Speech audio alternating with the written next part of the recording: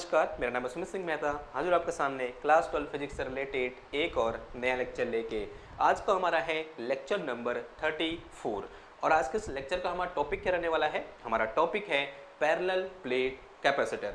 जैसा कि आप सब लोग जानते हैं, अभी तक हमने क्या पढ़ा, अभी तक हमने पढ़ा कि भाई कैपेसिटर क्या होता है और किसी भी कैपेसिटर के कैपेसिटेंस को हम किस तरह से डिफाइन करते हैं। और आज के इस लेक्चर में हम एक स्पेशल टाइप के कैपेसिटर के बारे में डिस्कस करेंगे और जिसका नाम क्या है, पैरेलल प्लेट कैपेसिटर है। सबसे पहले इसकी ज्योमेट्री के बारे में देख लेते हैं कि पैरेलल प्लेट कैपेसिटर किस तरीके का हमें देखने को मिलेगा। जैसे कि नाम से पता चल रहा है, इसमें क्या होंगी, पैरेलल प्लेट होंगी। तो किसी भी एक पैरेलल प्लेट कैपेसिटर में हमारे पास दो पैरेलल प्लेट होती हैं इस तरह से। तो ये क्या है, मेरे पास एक प्लेट इस तरह से ये है और एक प्लेट ये है। ये दोनों प्लेट कैसे रखी हुई हैं, एक दूसरे के पैरेलल रखी हुई हैं और दोनों प्लेट कैसी हैं, कंडक्टिंग प्लेट है। कैसी प्लेट है, दोनों कंडक्टिंग प्लेट है और दोनों प्लेट में इक्वल अमाउंट ऑफ चार्ज है। अगर इसमें प्लस क्यू चार्ज है, मान लिया इस प्लेट में कितना चार्ज डिस्ट्रीब्यूट कर रखा है, मैंने प्लस क्यू चार्ज डिस्ट्रीब्यूट कर रखा है, तो इस प्लेट में उतना ही नेगेटिव चार्ज क्या होगा, डिस्ट्रीब्यूटेड होगा। यानी दोनों में कैसा चार्ज है, इक्वल एंड अपोजिट चार्ज है। दोनों कंडक्टिंग प्लेन है, दोनों क्या है, कंडक्टिंग प्लेट है और दोनों एक दूसरे क्या है, पैरेलल है और दोनों में चार्ज कैसा है, इक्वल एंड अपोजिट है। अगर इसमें प्लस क्यू है तो ऑब्वियस सी बात है इसमें कितना होगा, माइनस क्यू होगा। अब इनका कुछ ना कुछ एरिया होगा। लेट अस से इन दोनों प्लेट का एरिया कितना है, ए है और इनके बीच की जो डिस्टेंस है उसको मैंने क्या बोल दिया, डी बोल दिया। अब जो ये सेपरेशन है इन दोनों प्लेट के बीच का, ये क्या होता है, बहुत ज्यादा कम होता है। किस ऑर्डर का होता है, कुछ ऐसा हमें सेपरेशन देखने को मिलेगा कि this d is equal to 1 millimetre. और जो मेरे पास a है वो कुछ इस ऑर्डर का होता है, a is equal to 1 metre square. यानी इस पर्टिकुलर केस के लिए यहाँ बोल सकते हैं, अगर d की वैल्यू इतनी छोटी है और a क्या है, 1 मीटर स्क्वायर है, तो इस केस के लिए मैं क्या बोल सकता हूँ कि जो मेरे पास d स्क्वायर होगा वो क्या होगा, इस a से क्या होगा, बहुत ज्यादा छोटा होगा। होगा नहीं होगा, आंसर है हाँ जी होगा। अब आप लोग पूछोगे कि मैंने यहाँ पर a को d के साथ कंपेयर न करा के d स्क्वायर के साथ क्यों कंपेयर कराया, क्योंकि अब अगर हम दो क्वांटिटी को कंपेयर कर रहे हैं तो दोनों का डायमेंशन फॉर्मूला क्या होना चाहिए, सेम होना चाहिए। d का डायमेंशन फॉर्मूला क्या होता है, सिंपल एल होता है और a का क्या होता है, एल स्क्वायर होता है। तो मैंने क्या किया, a को किसके साथ कंपेयर किया, डी स्क्वायर के साथ कंपेयर किया। अगर मेरे पास d की वैल्यू 1 मिलीमीटर है तो d स्क्वायर की वैल्यू क्या हो जाएगी, और छोटी हो जाएगी। और इस केस के लिए a इस d स्क्वायर के लिए क्या होगा, बहुत ज्यादा बड़ा होगा। तो यहां पर मैं क्या कर सकता हूं, इस पर्टिकुलर केस के लिए, यहां बोलते हैं इस टाइप की सिचुएशन के लिए एक अप्रोक्सीमेशन ले सकता हूं। क्या ले सकता हूं, एक अप्रोक्सीमेशन ले सकता हूं। और वो अप्रोक्सीमेशन क्या है, देखो फिलहाल के लिए हमारे पास जो प्लेन शीट है वो कैसी प्लेन शीट है, फाइनाइट प्लेन शीट है। साफ साफ दिख रहा है कि भाई इनका एक फिक्स एरिया है जो कि कितना है, 1 मीटर स्क्वायर है। लेकिन एक्चुअल में होता क्या है, जब भी हम पैरेलल प्लेट कैपेसिटर बनाते हैं तब उनके बीच की जो डिस्टेंस होती है वो उनके स्क्वायर के कंपेयर में काफी छोटी होती है। तो इस केस के लिए हम यहाँ पर एक अप्रोक्सीमेशन यूज कर सकते हैं और हम ऐसा अज्यूम कर सकते हैं कि ये पैरेलल प्लेट जो शीट है मेरे पास, ये क्या है, काफी लार्ज है। या बोल सकते हैं इनको मैं as a infinite plane sheet की तरह अज्यूम कर सकता हूं। कैसे अज्यूम कर सकता हूं, इनफाइनाइट प्लेन शीट। यानी जो मैंने यहाँ पर प्लेन शीट बना रखी हैं ये कैसी हैं, इनफाइनाइटली लार्ज प्लेन शीट है, ऐसा मैं बोल सकता हूँ। ये मैं एक अप्रोक्सीमेशन यहाँ पर ले रहा हूँ। एक्चुअल में ये क्या है, फाइनाइट शीट है, लेकिन इस कंडीशन के लिए मैं इनको as a infinite plane sheet यहाँ पर कंसिडर कर सकता हूँ। अब अगर एक बार मैंने इनको इनफाइनाइट प्लेन शीट कंसिडर कर लिया, अब मेरा जो नेक्स्ट एम है या फिर नेक्स्ट जो पॉइंट है वो ये है कि भाई इन दो प्लेन शीट के कारण इस पॉइंट पे इलेक्ट्रिक फील्ड क्या होगा, इस पॉइंट पे इलेक्ट्रिक फील्ड क्या होगा और इस पॉइंट पे इलेक्ट्रिक फील्ड क्या होगा। देखो कैसे फाइंड करूंगा, देखो इन प्लेन शीट को ऐसे बना सकता हूं मैं, यूं करके। ये दोनों कैसे हैं, वेरी लार्ज प्लेन शीट है और इनके बीच की डिस्टेंस कितनी बोल दी मैंने, ये d बोल दी। इसमें कितना चार्ज है, प्लस क्यू चार्ज है। इसमें कितना चार्ज है, माइनस क्यू चार्ज है। अब ये क्या है, प्लेन शीट है, तो इनकी कुछ न कुछ क्या होगी, सरफेस चार्ज डेंसिटी होगी। और we all know that surface charge density sigma equal to क्या होता है, q अपॉन a के बराबर होता है। तो इसकी सरफेस चार्ज डेंसिटी क्या हो जाएगी, प्लस सिग्मा, और इसकी क्या हो जाएगी, उतनी ही, लेकिन नेगेटिव क्या आ जाएगा, सिग्मा आ जाएगा। और यहाँ पर सिग्मा इक्वल टू क्या हो जाएगा, Q अपॉन A, यानी इसमें जितना चार्ज है डिवाइडेड बाई इस प्लेन शीट का जितना एरिया है वो कर देंगे, क्या निकल के आ जाएगा, सिग्मा, या बोल सकते हैं सरफेस चार्ज डेंसिटी निकल के आ जाएगी। अब मुझे क्या करना है, इस पॉइंट पर और इस पॉइंट पर इलेक्ट्रिक फील्ड निकालना है। अब हमने एक चीज पढ़ी थी, अगर आप आज से 4-5 लेक्चर पीछे जाओ तो हमने पढ़ा था कि अगर मेरे पास इस तरह से कोई एक चार्ज प्लेन शीट है जिसकी चार्ज डेंसिटी कितनी है, सिग्मा है, तब इसके अगल बगल जो मेरे पास इलेक्ट्रिक फील्ड होगा या फिर electric field due to this charge plate, हमने क्या पढ़ा था, E is equal to sigma upon 2 epsilon naught पढ़ा था। अगर आपको थोड़ा बहुत याद है तो ये हमारे पास क्या था, एक फॉर्मूला था, आई होप आपको याद होगा। अगर ये हमारे पास फॉर्मूला था तो निकाल दो, फिर पहले यहाँ निकाल देंगे, फिर यहाँ। इसको मैं क्या बोल रहा हूँ, सीट 1 बोल दे रहा हूँ, इसको मैं क्या बोल दे रहा हूँ, सीट 2 बोल दे रहा हूँ। तो सीट 1 के कारण इस पॉइंट पर इलेक्ट्रिक फील्ड कहाँ की ओर होगा, देखो ये पॉजिटिव चार्ज है तो इलेक्ट्रिक फील्ड कहाँ की ओर होगा, इधर की ओर, E1 वेक्टर, और जो E1 होगा उसकी वैल्यू कितनी होगी, सिग्मा अपॉन 2 एप्सिलॉन नॉट के बराबर होगी, और डायरेक्शन कहाँ की ओर होगी, इधर की ओर। अगर मैं आपसे पूछूं इसी पॉइंट पर इस प्लेन शीट के कारण इलेक्ट्रिक फील्ड कहाँ की ओर होगा, तो आंसर है टुवर्ड्स द नेगेटिव चार्ज, यानी इस प्लेन शीट की ओर होगा। Late us say this electric field E2, और जो E2 है उसकी वैल्यू भी कितनी होगी यहाँ पर, सिग्मा अपॉन 2 एप्सिलॉन नॉट के बराबर होगी, क्योंकि दोनों में जो चार्ज डेंसिटी है उसका मैग्नीट्यूड क्या है, सेम है। इसका मतलब यहाँ पर E1 इक्वल टू E2 है, दोनों अपोजिट डायरेक्शन में हैं, और E नेट इक्वल टू कितना आ जाएगा, E नेट आ जाएगा E1 माइनस E2, तो this will be equal to 0, यानी इस पॉइंट पे इलेक्ट्रिक फील्ड कितना हो जाएगा, 0 हो जाएगा। सिमिलरली यहाँ देखो, इसके कारण यहाँ पे इलेक्ट्रिक फील्ड कहाँ की ओर होगा, इधर की ओर, ये क्या हो जाएगा E1, इसके कारण इलेक्ट्रिक फील्ड कहाँ की ओर होगा, इधर की ओर, ये क्या हो जाएगा मेरे पास E2। अब यहाँ पर नेट इलेक्ट्रिक फील्ड कितना आ जाएगा, E1 माइनस E2, तो net electric field will be equal to 0, because E1 और E2 दोनों की वैल्यू क्या होगी, सेम होगी, क्योंकि डिस्टेंस पर या पोजीशन पर डिपेंड बिल्कुल नहीं करता। तो यहाँ पर E नेट कितना आ गया, 0 आ गया। अब जो इंपॉर्टेंट है वो कहाँ है, इन दोनों के बीच में है, जरा गौर समझो। ये मेरे पास इन दोनों के बीच में एक पॉइंट ले लिया मैंने इस तरह से, इसके कारण इस पॉइंट पे इलेक्ट्रिक फील्ड कहाँ की ओर होगा, इधर की ओर, late us say this one is E1, इसके कारण यहाँ पे इलेक्ट्रिक फील्ड कहाँ की ओर होगा, सेम डायरेक्शन में, towards the negative plane, let us say this electric field is E2, तो E1 और E2 की वैल्यू यही होगी, बिकॉज पोजीशन पर डिपेंड करता ही नहीं, चाहे मैं यहाँ लूँ, हर जगह E1 और E2 की वैल्यू क्या रहेगी, सेम रहेगी। तो यहाँ पर जो E नेट निकल के आएगा वो कितना निकल के आएगा, इन दोनों का सम, दोनों क्या हो जाएंगे, ऐड हो जाएंगे, क्या हो जाएगा, ये sigma upon 2 epsilon not plus कितना आ जाएगा, सिग्मा अपॉन 2 एप्सिलॉन नॉट, कितना आ जाएगा ये 2 सिग्मा अपॉन 2 एप्सिलॉन नॉट, यानी कितना आ जाएगा, सिग्मा अपॉन एप्सिलॉन नॉट। तो electric field in between this capacitor, हम बोलते हैं these two plane sheet is equal to कितना है मेरे पास, सिग्मा अपॉन एप्सिलॉन नॉट के बराबर है। ये चीज हमने, मेरे को याद आ रहा है, हमने पहले भी क्या कर रखी है, एक बार डिस्कस कर रखी है। ओके, अब डिस्कस करने का क्या फायदा हुआ, ये डिस्कस करने का ये फायदा हुआ क्योंकि अभी हमें क्या करना होगा, नेक्स्ट स्टेप में इस पैरेलल प्लेट कैपेसिटर का कैपेसिटेंस निकालना होगा, और वो कैपेसिटेंस निकालने के लिए मुझे क्या चाहिए, इन दो प्लेटों के बीच का पोटेंशियल डिफरेंस चाहिए। अगर पोटेंशियल डिफरेंस मुझे चाहिए तो मुझे क्या पता होना चाहिए, इन दो प्लेन शीट के बीच इलेक्ट्रिक फील्ड कितना होता है, आंसर है भाई इतना इलेक्ट्रिक फील्ड होता है। अगर इलेक्ट्रिक फील्ड के बारे में मुझे नॉलेज है तो पोटेंशियल निकाल दूंगा, अगर पोटेंशियल डिफरेंस निकाल दूंगा, अगर पोटेंशियल डिफरेंस पता है तो वहां से क्या निकल जाएगा, हमारा कैपेसिटेंस निकल जाएगा, या बोलते हैं सी की वैल्यू निकल के आ जाएगी। ओके, नाउ नेक्स्ट हेडिंग यही हो जाएगी कि capacitance of parallel plate capacitor. डालो क्या, कैपेसिटेंस ऑफ, ऐसे हैशटैग बना के लिखो, capacitance of parallel plate capacitor, parallel plate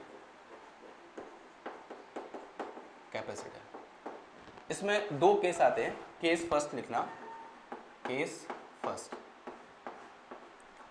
when there is vacuum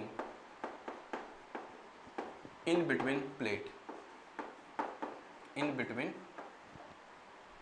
plates, जब प्लेट के बीच में क्या हो, कोई भी मटेरियल नहीं हो, क्या हो, सिर्फ और सिर्फ वैक्यूम हो। तो कुछ इस तरह की सिचुएशन है मेरे पास, एक प्लेट ये है और एक प्लेट ये है, इसमें कितना चार्ज है, प्लस क्यू चार्ज है, इसमें कितना है, उतना ही नेगेटिव चार्ज है। इसकी चार्ज डेंसिटी कितनी बोल दी मैंने, प्लस सिग्मा, इसकी चार्ज डेंसिटी कितनी बोल दी मैंने, माइनस सिग्मा। लेट अस से दोनों का एरिया कितना है, ए है, इसका एरिया भी कितना है, ए है, इसका एरिया भी कितना है, ए है, और इन दो प्लेटों के बीच का जो सेपरेशन है वो कितना है, डी है। इतनी बात समझ में आ गई आपको। मुझे क्या करना है, ये यहाँ पर पैरेलल प्लेट कैपेसिटर बन गया, इस पैरेलल प्लेट कैपेसिटर का जो कैपेसिटेंस होगा वो कितना है होगा, ये मुझे क्या करना है, फाइंड करना है। ठीक है, नाउ कैसे फाइंड करेंगे, since we know electric field in between the parallel plate capacitor E will be equal to कितना आ जाएगा, सिग्मा अपॉन एप्सिलॉन नॉट के बराबर आ जाएगा। Set is some equation number 1, इसे मैंने क्या बोल दिया, इक्वेशन नंबर 1 बोल दिया। नाउ अब क्या चाहिए मुझे, इन दो प्लेट के बीच का पोटेंशियल डिफरेंस कितना होगा ये मुझे चाहिए, और मुझे यहाँ पे इलेक्ट्रिक फील्ड ये दे रखा है, और ये डिस्टेंस कितनी है इन दोनों पॉइंट के बीच की, d है। तो हमने एक फॉर्मूला पढ़ा था, since we know E is equal to क्या होता है, potential difference divided by distance. ये क्या है, डेफिनेशन ऑफ पोटेंशियल ग्रेडियंट। हमने पढ़ा था ना कि relation between potential difference and electric field क्या होता है, E is equal to V upon D होता है। तो यहाँ से मेरे पास v इक्वल टू कितना आ जाएगा, E इंटू डी के बराबर आ जाएगा। Set is some equation number 2, इसे क्या बोल दो, इक्वेशन नंबर 2 बोल दो। अब एक काम करो, इस इक्वेशन नंबर 1 से E की वैल्यू उठाओ और इस इक्वेशन नंबर पुट कर दो। Now equation 2 become v is equal to कितना आ जाएगा, ये सिग्मा d अपॉन में कितना आ जाएगा, एप्सिलॉन नॉट, एंड इसे मैं क्या बोल सकता हूँ, इक्वेशन नंबर 3 बोल सकता हूँ। इतनी बात समझ में आ गई आपको। नाउ अब मुझे निकालना क्या है, कैपेसिटेंस निकालना है। तो कैपेसिटेंस निकालने के लिए मुझे कैपेसिटेंस की डेफिनेशन में जाना पड़ेगा। From formula of capacitance, formula of capacitance, what we know capacitance C equal to क्या होता है मेरे पास, Q अपॉन V के बराबर होता है। और अभी मैंने डिस्कस किया यहाँ पर सिग्मा इक्वल टू क्या होता है, Q अपॉन A। तो यहाँ से since we know sigma equal to कितना, ये Q इक्वल टू कितना आ जाएगा, सिग्मा इंटू A के बराबर आ जाएगा। एक काम करो, यहाँ पर Q जो क्या पुट कर देंगे हम, सिग्मा इंटू A पुट कर देंगे, तो C इक्वल टू कितना आ गया, ये सिग्मा A अपॉन V आ जाएगा। Set is some equation number 4, इसे क्या बोल दो, इक्वेशन नंबर 4 बोल दो। ठीक है, अब इस इक्वेशन नंबर 3 से V की वैल्यू उठाकर या पोटेंशियल डिफरेंस की वैल्यू को उठाकर कहाँ रख दो, इक्वेशन नंबर 4 में रख दो। क्या निकल के आ जाएगा हमारा, C निकल के आ जाएगा। रखो फटाफट। नाउ इक्वेशन 4 बिकम, यहाँ पूछते हैं putting value of V in equation number 4 we get C is equal to sigma A upon V की वैल्यू कितनी हो जाएगी, V की वैल्यू हो जाएगी मेरे पास कितना, sigma D upon epsilon not. ये एप्सिलॉन नॉट ऊपर चला जाएगा, तो यहाँ से मेरे पास C इक्वल टू कितना आ गया, ये sigma A epsilon not upon में कितना आ गया, सिग्मा इंटू डी आ गया। देखो सिग्मा से सिग्मा कैंसिल हो जाएगा, तो यहाँ से मेरे पास क्या निकल के आ जाएगा, C is equal to A epsilon not upon D निकल के आ जाएगा।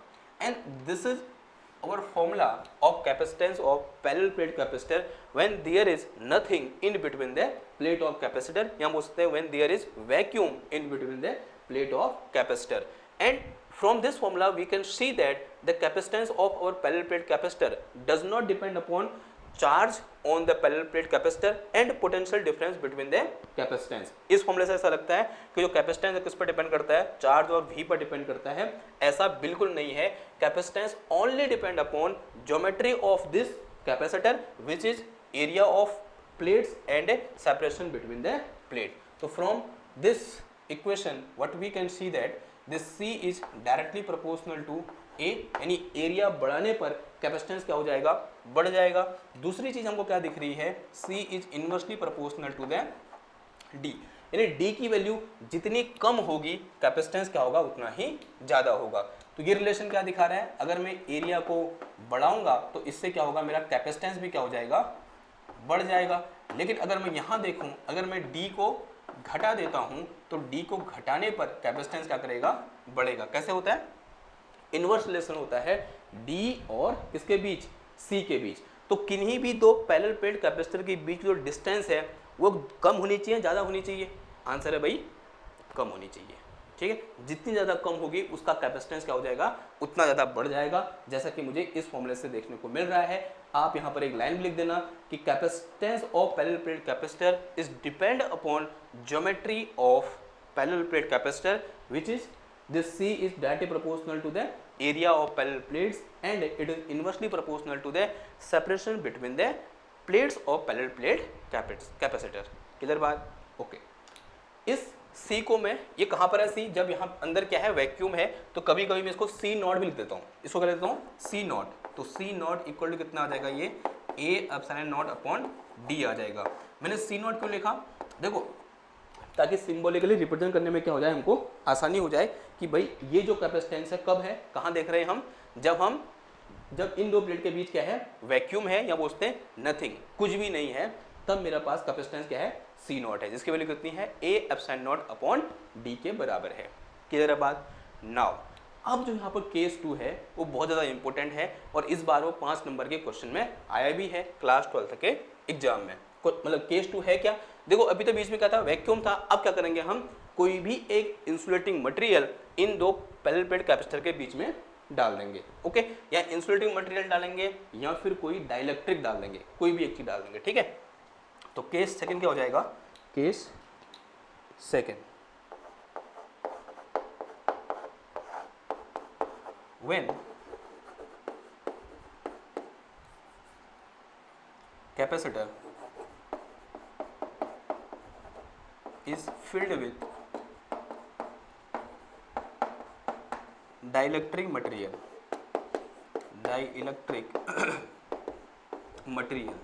जो मेरा कैपेसिटर है वो डाइलेक्ट्रिक मटेरियल से क्या हो रखा है, फिल हो रखा है, या बोल सकता है इंसुलेटिंग मटेरियल,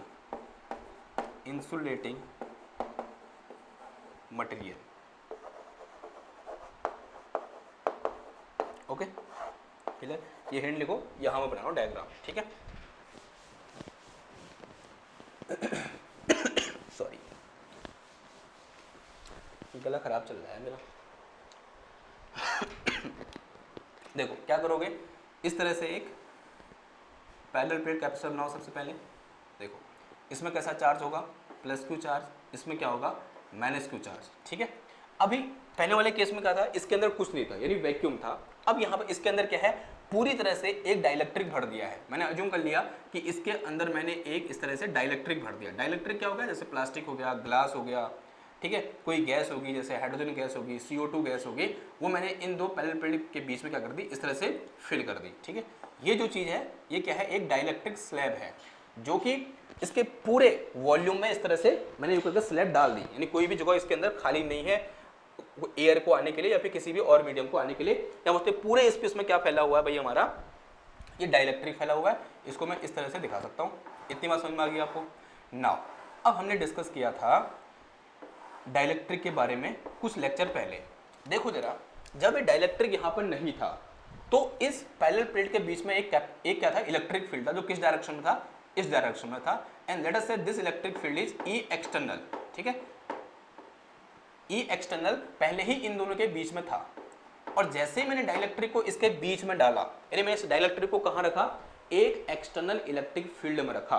और जैसे ही हम किसी एक डाइलेक्ट्रिक को एक्सटर्नल इलेक्ट्रिक फील्ड में रखते हैं तब वहां पर एक प्रोसेस होती है, and that process is known as polarisation, जो कि हमने कुछ लेक्चर पहले डिस्कस कर रखा है। और जैसे ही किसी डाइलेक्ट्रिक मटेरियल में पोलराइजेशन होता है तब उस डाइलेक्ट्रिक के अंदर एक्सटर्नल इलेक्ट्रिक फील्ड की अपोजिट डायरेक्शन में एक इलेक्ट्रिक फील्ड इंड्यूस हो जाता है, या बोल सकते हैं स्टेबलाइज हो जाता है। तो क्या होता है, देखो हमने कुछ ऐसा पढ़ा था कि ये इलेक्ट्रिक फील्ड इस डायरेक्शन में है, ये पॉजिटिव प्लेट है, ये नेगेटिव प्लेट है। जैसे ये इलेक्ट्रिक फील्ड यहाँ पर लगेगा, या फिर जैसे डाइलेक्ट्रिक को इसके अंदर डालूंगा, डाइलेक्ट्रिक ये वाली साइड कैसी हो जाएगी, नेगेटिव चार्ज हो जाएगी, ठीक है। और कैसे होगी ये हमने पहले पढ़ा हुआ है। और ये साइड कैसी हो जाएगी भाई, हमारी पॉजिटिव साइड हो जाएगी।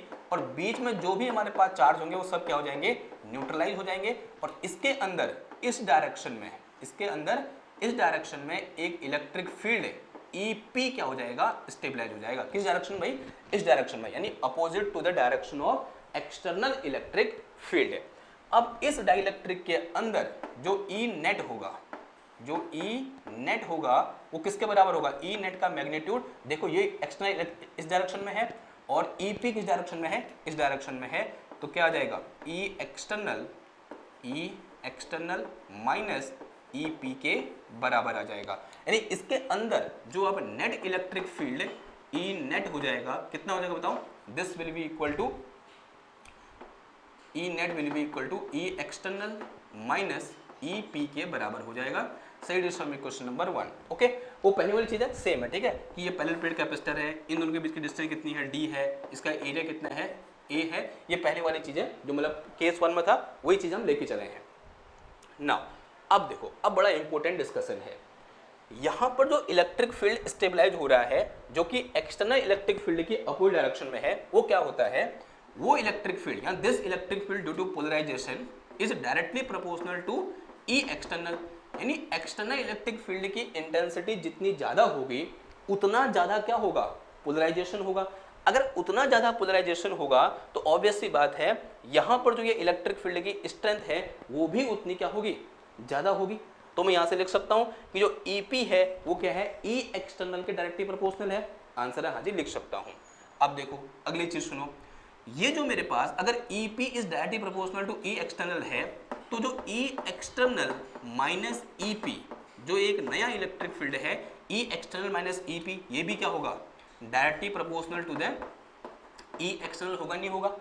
ये बात समझ में आई आपको, because this E external is a constant. अगर इसमें से अगर EP को माइनस करूंगा ये भी किसके बराबर आएगा, ई एक्सटर्नल के बराबर ही आएगा, because EP is directly proportional क्या है, ई एक्सटर्नल है। ये बात समझ में आ रही है आपको, ओके। अगर इतनी बात समझ में आ रही है तो हम सब जानते हैं जैसे ही हम क्या करते हैं एक प्रोपोर्शनल से हटाते हैं तो क्या आता है, एक कांस्टेंट आता है, और वो इस केस में जो कांस्टेंट आता है वो क्या होता है, 1/k होता है, 1/k of E external. Clear बात, तो क्या आ गया ये 1/k ऑफ ई एक्सटर्नल। यहाँ पर जो k है वो क्या है, एक प्रोपोर्शनलिटी कांस्टेंट है, या बोलते हैं 1/k क्या है, एक प्रोपोर्शनलिटी कांस्टेंट है, और जो k है इसे हम क्या बोलते हैं, डाइलेक्ट्रिक कांस्टेंट बोलते हैं। Here k is dielectric constant, dielectric constant k क्या कहलाता है, हमारा डाइलेक्ट्रिक कांस्टेंट कहलाता है, जो कि किसी भी एक डाइलेक्ट्रिक के को कैरेक्टराइज करता है, या उसने उसके किसी भी एक कैरेक्टरिस्टिक को दिखाता है। कौन, ये डाइलेक्ट्रिक कांस्टेंट। और इसके बारे में डिस्कशन हमने पहले भी किया था जब हम क्या पढ़ रहे थे, कूलॉम्स लॉ पढ़ रहे थे, थोड़ा बहुत याद है आपको, ओके। इसका एक और नाम होता है क्या, रिलेटिव परमिटिविटी बोल देते हैं इसको हम, ठीक है, ओके। ना इसका मतलब क्या हुआ, देखो अगर मेरे पास E external minus EP equal to इतना है तो ये वैल्यू उठाओ, कहाँ पुट कर दो, इक्वेशन नंबर 1 में पुट कर दो। नाउ इक्वेशन 1 बिकम्स, इक्वेशन 1 क्या बन जाएगी, अब यहाँ से मेरे पास E net will be equal to कितना आ जाएगा, ये 1/k ऑफ E एक्सटर्नल आ जाएगा। और E एक्सटर्नल की वैल्यू कितनी है, E एक्सटर्नल यानी इन दो पैरेलल प्लेट के बीच में जो क्या था, इलेक्ट्रिक फील्ड है, जो किसके बराबर था, since we know E external is equal to sigma upon epsilon not. तो यहाँ से मेरे पास E net will be equal to कितना आ गया, 1/k, और इंटू में कितना आया, सिग्मा अपॉन एप्सिलॉन नॉट, जहाँ सिग्मा क्या है, चार्ज डेंसिटी है। देखो अगर इसकी कितनी हो जाएगी, प्लस सिग्मा, इसकी कितनी हो जाएगी, माइनस सिग्मा, और सिग्मा इक्वल टू कितना आ जाएगा, यहाँ से Q/A आ जाएगा। क्लियर बात, ओके। अगर इतनी बात क्लियर होगी तो ये तो क्या हो गया, हमारा E नेट हो गया, said is some equation number 1 हो गया था, इसे क्या बोल दो, इक्वेशन नंबर 2 बोल दो। Clear, okay. नाउ ये तो क्या निकला, अब इन दोनों के बीच में जो नेट इलेक्ट्रिक फील्ड है वो इतना निकल के आया। अब क्या निकालना है कि पोटेंशियल डिफरेंस कितना होगा। नाउ पोटेंशियल डिफरेंस कैसे निकालोगे, तो हमने क्या पढ़ा है, E नेट इक्वल टू क्या होता है, V/d के बराबर होता है। तो potential difference V equal to कितना आ जाएगा, ये E नेट इंटू डी के बराबर आ जाएगा, और E नेट की वैल्यू ये है, उठा के यहाँ पुट कर दो, क्या निकल के आ जाएगा भाई, पोटेंशियल डिफरेंस निकल के आ जाएगा। सॉरी, तो यहाँ से मेरे पास V इक्वल टू कितना आया, E नेट की वैल्यू कितनी है, sigma upon k epsilon nought, और इंटू कितना आ गया, D आ गया। Said is some equation number 3 बोल दो इसको।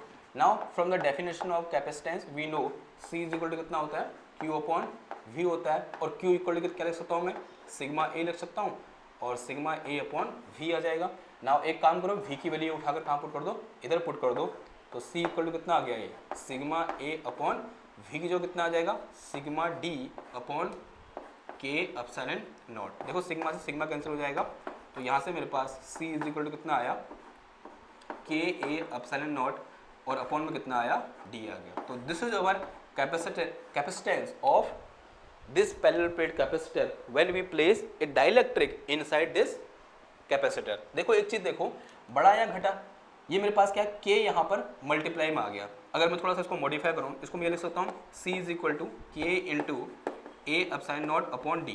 ये जो मेरे पास ब्रैकेट के अंदर है ये क्या है, C नॉट है, this is our C not. इसका मतलब जैसे मैंने क्या किया, इसके अंदर एक डाइलेक्ट्रिक स्लैब प्लेस करी, तो इसका जो कैपेसिटेंस था वो के टाइम क्या कर गया, इंक्रीज कर गया। क्या कर गया, के टाइम इंक्रीज कर गया। अगर मैं ऐसे लिखूं इसको, के इक्वल टू कितना था, dielectric constant will be equal to C upon C naught आ जाएगा। देखो जो सी होगा वो सी नोट से हमेशा क्या होगा, बड़ा होगा। इसका मतलब जो के होगा वो हमेशा क्या होगा, एक से ज़्यादा होगा। यानी किसी भी मीडियम के लिए जो के होता है वो एक से ज़्यादा ही होता है। किधर है बात, ओके। और अगर मैं वैक्यूम की बात करूं तो वैक्यूम के लिए के इक्वल टू कितना हो जाएगा, 1 हो जाएगा। अगर वहाँ पर कोई मीडियम है ही नहीं तो क्या है, वैक्यूम है। और वो कब होगा, फॉर वैक्यूम के इक्वल टू कितना होता है, 1 होता है। तो सी इक्वल टू कितना आ जाएगा, ये 1 इंटू सी नॉट। तो this is equal to C is equal to C naught आ जाएगा। ठीक है, तो ऑब्वियसली बात है वैक्यूम के लिए सी इक्वल टू क्या हो जाएगा, सी नॉट हो जाएगा। क्लियर बात। तो यहाँ से एक इंपॉर्टेंट कंक्लूजन क्या निकला कि जैसे हम क्या करते हैं, किसी भी एक पैरेलल प्लेट कैपेसिटर के अंदर एक डाइलेक्ट्रिक स्लैब डालते हैं, तो उस डाइलेक्ट्रिक स्लैब के डालने से उस पैरेलल प्लेट कैपेसिटर का कैपेसिटेंस, उसका जो कैपेसिटेंस था पहले जब उसके अंदर कुछ भी नहीं था, उसका के टाइम क्या कर जाता है, इंक्रीज कर जाता है। तो यहाँ से मैं क्या लिख सकता हूँ, कुछ बातें लिख सकता हूँ, जैसे जो के जो सी है वो क्या है, डायरेक्टली प्रोपोर्शनल टू के है। जो सी है वो डायरेक्टली प्रोपोर्शनल टू ए है, और जो सी है वो क्या है, inversely proportional to the D है। ये क्या है, एक यहाँ पर इंपॉर्टेंट कंक्लूजन है। किस पर डिपेंड करता है वो, डाइलेक्ट्रिक पर डिपेंड करता है, या उसके नेचर पर डिपेंड करता है, के पर डिपेंड करता है, डाइलेक्ट्रिक कांस्टेंट पर डिपेंड करता है। दूसरा वो ए पर डिपेंड करता है, यानी जो एरिया है इस प्लेट का। और तीसरा डी पर डिपेंड करता है, यानी इन दोनों के बीच के सेपरेशन पर डिपेंड करता है, न कि किस पर, क्यू और वी पर। क्लियर बात इतनी, ओके। तो ये क्या हो गया, हमारा सेकंड केस हो गया। ठीक, और ये वाला केस, सेकंड वाला केस इस साल आ रखा था, और कितने नंबर का आ रखा था, 5 नंबर का क्वेश्चन था। 5 नंबर के क्वेश्चन में 3 नंबर का ये डेरिवेशन था, 3 मार्क्स का डेरिवेशन था, और 2 मार्क्स का यहाँ से क्या था, न्यूमेरिकल था। इससे न्यूमेरिकल नहीं था, किसी और जगह से क्या था, न्यूमेरिकल था। लेकिन हाँ, दोनों कंबाइन करके 5 नंबर के आ रखे थे, 3 नंबर का ये डेरिवेशन जो मैंने अभी अभी क्या कराया, यहाँ पर आपको सॉल्व कराया। तो क्या है, ये इतना ज़्यादा इंपॉर्टेंट है, और आई होप आपको समझ में आया होगा। नाउ अब यहाँ पर 2 और स्पेशल केस आते हैं। एक स्पेशल केस क्या है, अभी तो मैंने क्या किया था, इसको पूरी तरह से फिल कर दिया था। लेकिन अगर मैं कुछ ऐसा करूँ कि ये मेरे पास एक पैरेलल प्लेट कैपेसिटर है, ये प्लस क्यू, ये माइनस क्यू, इसके अंदर मैं एक डाइलेक्ट्रिक स्लैब डाल दूँ जिसकी थिकनेस कितनी है, टी है। थिकनेस कितनी है, यहाँ से यहाँ तक सॉरी इसकी थिकनेस कितनी है, टी है। तब इसका कैपेसिटेंस कितना होगा, ये क्या रहेगा, हमारा नेक्स्ट डेरिवेशन रहेगा। उसके बारे में डिस्कस करेंगे। अगर मैं इसके अंदर कोई एक कंडक्टिंग प्लेट डाल दूं या कंडक्टिंग प्लेन शीट डाल दूं, तब इसके कैपेसिटेंस में किस तरह से चेंज आएगा, यो क्या करेंगे हम, उसके बाद वो डिस्कस करेंगे। क्लियर। और दोनों क्या है, बहुत ज़्यादा इंपॉर्टेंट है, जो कि हम कल वाले लेक्चर में कवर करेंगे। ओके, तो आज के इस लेक्चर को यहीं पर क्या करते हैं, एंड करते हैं। और आई होप आपको ये लेक्चर समझ में आया होगा। अगर समझ में आया तो उसको लाइक करो, शेयर करो, सब्सक्राइब करो। मैं मिलता हूँ आपसे नेक्स्ट क्लास में एक और नए टॉपिक के साथ। तब तक थैंक यू, धन्यवाद, बाय बाय।